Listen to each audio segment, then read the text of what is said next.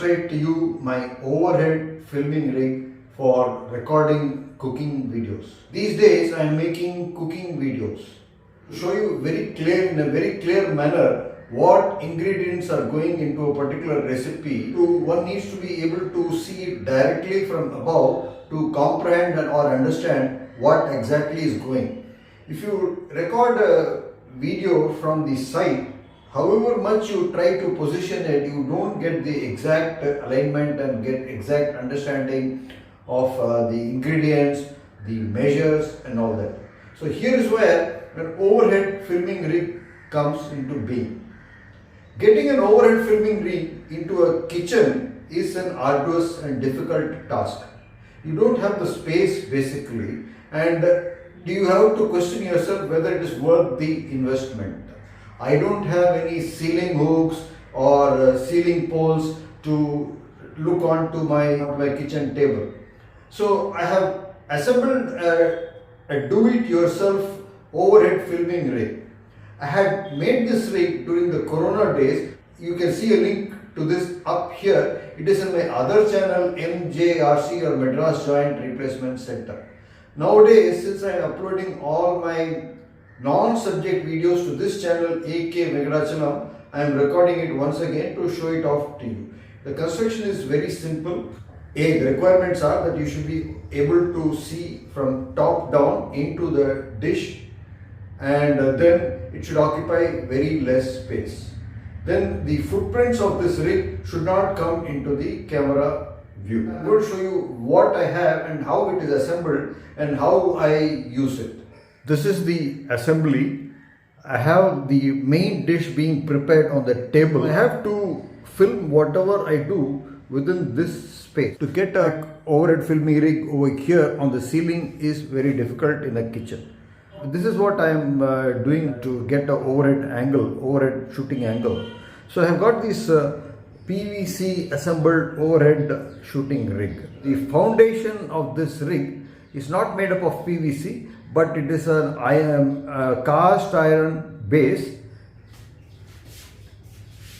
This is a cast iron base. It's a round. This is called a flange, a metal flange. There are two of them, one on that side. And into these metal flanges, I have threaded in PVC pipe holding insert, which is here and there. So these inserts will hold a PVC pipe like this. This is a 3/4 inch pipe. There are two varieties of PVC pipe. One is for conducting electrical cables, and the other is for water and all that. So this is the heavy duty PVC pipe. It's a grey color. The electric one is white in color. So I have two equal lengths of two PVC pipe. This is maybe each of them is 2.5 feet, and then at the top I have got two right angled PVC connectors. You can't call them clamps, two right angle connectors. And between the two right angle connectors, I have this horizontal PVC pipe. Again, this is of the grey color. In the center of this PVC pipe, the top PVC pipe, as you can see, I have attached a mini super clamp. And to the other end of the mini super clamp, that's a spigot in between, I have got a phone clamp. So I will be positioning my phone in that phone clamp, and one can get a top-down view from the phone on the kitchen table. Today I'm going to make a paneer tikka, and I have got all these assembled on my kitchen table to demonstrate. I hope you will find this video useful, particularly if you are making cooking videos. It is not only useful for cooking videos, but it also can be used for online teaching. So you want to demonstrate something while you're writing it on a slate or an electronic device, digital device, or even pencil and paper. The same arrangement can be used in those situations also.